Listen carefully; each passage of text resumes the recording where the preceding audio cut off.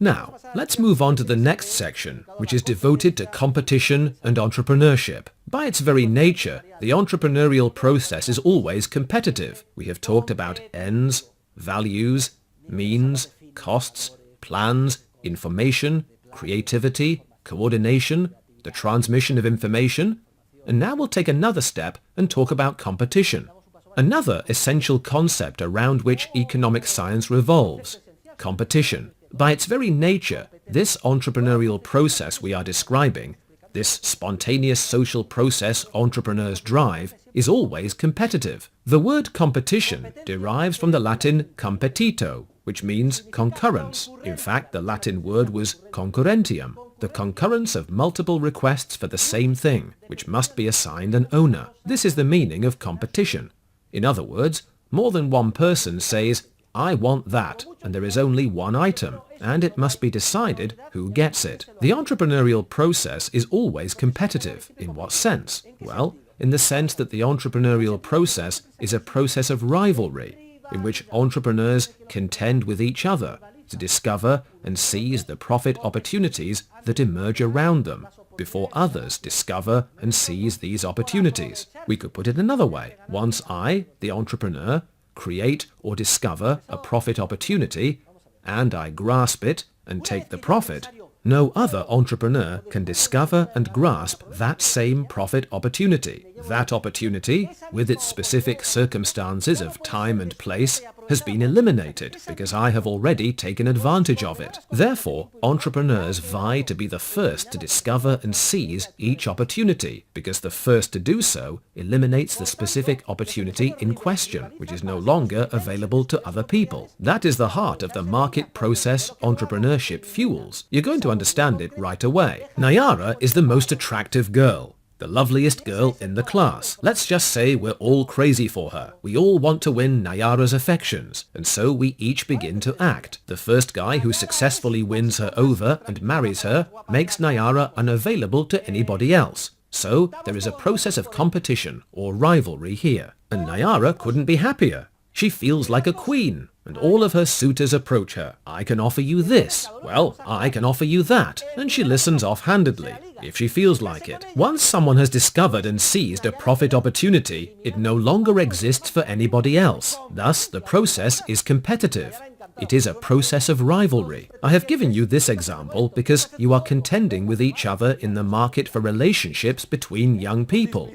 The process, in the sphere of business, in the sphere of human relationships, in the sphere of academics, is always competitive. It is always a process of rivalry. For once an entrepreneur has detected and grasped a profit opportunity, he or she has eliminated it for all other entrepreneurs at any level. This is a process of rivalry. Now, I'd like to pose a question to you. Would it be conceivable, of course, when a profit opportunity is seized, it is eliminated, would it be conceivable for a point to arrive when entrepreneurs, that is, all of us, had detected and seized all profit opportunities, and the social process came to a halt, because all maladjustments had been discovered and coordinated?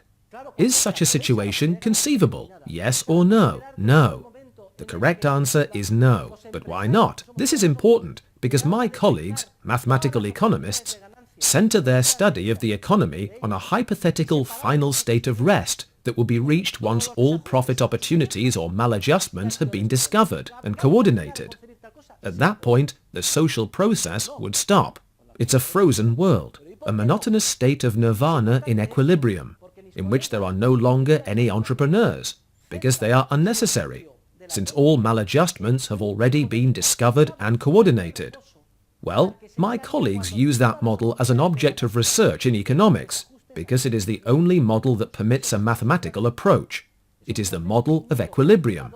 In contrast, we reject this model and focus on the spontaneous market process driven by real flesh and blood entrepreneurs, a process which is never exhausted and never stops. Why? Well, we know that once I discover a profit opportunity and take advantage of it, I block it and eliminate it for other people.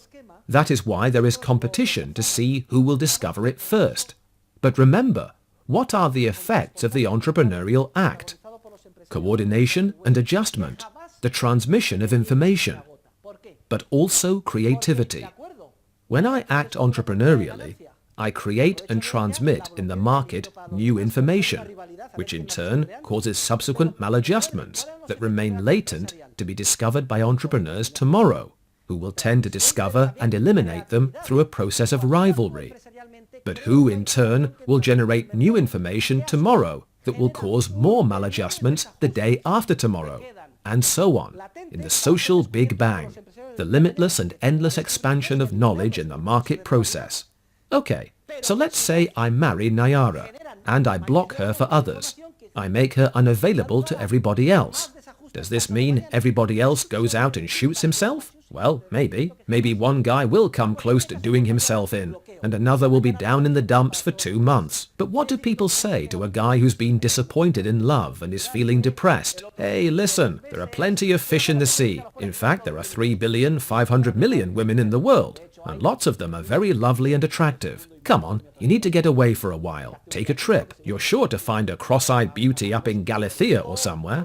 Anyway, even if that doesn't work, there's nothing to worry about, because new girls are being born all the time. You may have to wait till you're 35 for the woman of your life to be 17, because she's being born now. The process never comes to a halt. New opportunities are arising constantly, so it's not the end of the world. My dear fellow men, when a lady jilts us and we feel depressed, let us remember there are still many latent opportunities. It's true that in the process of rivalry, for the affections of that specific girl, we have failed. But there are many more girls out there. And besides, every cloud has a silver lining.